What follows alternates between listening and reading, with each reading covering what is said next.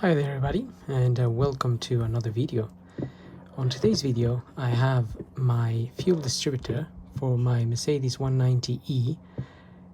This belongs to a 1988 model 2-liter petrol 4-cylinder. While doing my investigations as to why the car wouldn't start, or it would very roughly start sometimes and run really horribly, I got hold of another one of these because I thought the culprit was this, but it wasn't. If you have seen my previous video, the issue I was having was to do with the valve stem seals. So it had nothing to do with my fuel. Well, in some parts it did, because I had a bit of a fuel filter blockage. A fuel strainer, the fuel filter that's in the fuel tank, that was a little bit blocked and it was causing part of the issue. But the main issue was the valve stem seals. They were leaking too much oil onto the spark plugs, and as a result it just wouldn't run. It took me a while to discover that. In the meantime, I went ahead and did a million checks of other things. I learned a lot about this, which I really didn't know much about. So just quickly here, I wanted to show you the adapters, because somebody has asked me the adapters that I use for my fuel pressure. So this here is that lower chamber, and up here we have the upper chamber. So we have two different fuel pressures. The difference is not that big. I think it's 0.4 as a difference. So I had around 5.2 bar, I think, at the top, and 4.8 at the bottom, something like that. So my fuel pressure was my fuel pressures are okay. That is, I'm talking about the other distributor that's in my car at the moment, because I also thought I may have had an issue with that, but I didn't. So these two here are good working parts that I just removed from my car, thinking there was an issue with this. So as you may already know, fuel comes in this way, and then it gets obviously distributed around. This is for the cold start valve here. This goes to the fuel pressure regulator, and this one normally is closed. It's just closed with a bolt. And as far as I remember, I'm not sure, I don't remember where that one goes, but nevertheless, that will be obviously closed. If you're going to do your pressure test, you only need to open this one and open and take out the pipe that connects to this.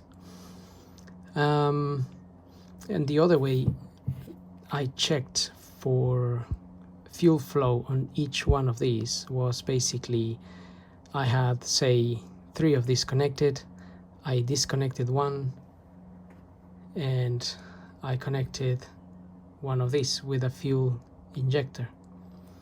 So I just connected one, and then removed another one, reconnected this one, and then placed that one there. And obviously when you press the airflow meter, that flap that's on the side, that will press that. And when that gets pressed, you get fuel coming out of this sections. So then you can see if there is fuel coming out of each one of these. And I had fuel coming out of all of them.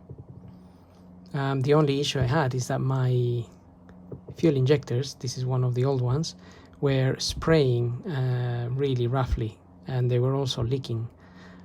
So I fitted new ones, but I later learned that you can actually run fuel cleaner through these and it will actually clean them. But having said that, this is done 120,000 miles or something, so why not get new ones anyway? I think there was about £50 for the Bosch set. Nevertheless, you can clean them and use them for a lot longer. So I guess it depends on the budget, but again, I didn't know you can clean them until I already replaced them. So going back to the adapters here, these adapters I have are, the sizes are basically, let me show you on here. So this one here, the one that goes to the cold start valve, is basically the one I have here, 60440 adapter, M10 times 1 female and M12 times 1.5. So this bit here is an M10 by 1 millimeter, and this side here is an M12 by 1.5. So this here is 1 millimeter and it will fit this M10, and then you need the hose that goes here, which is an M12, and it's gotta be 1.5 millimeters. This other one here, the longer one, I also have that here in the description. Let me just have a look. So it's, in this case, it's that one there, which is 71406 of my kit. 71406, oops, which is that one there. So adapter M8 times 1 male and M12 times 1.5 male with O-ring. So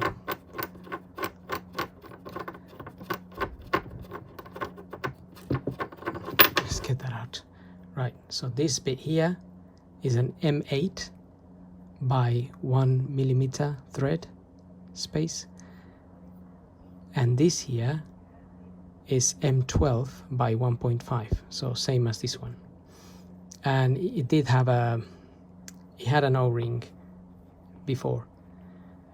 So those are the two adapters I used for my fuel kit, and I just used the washer from the original bolt that was in here.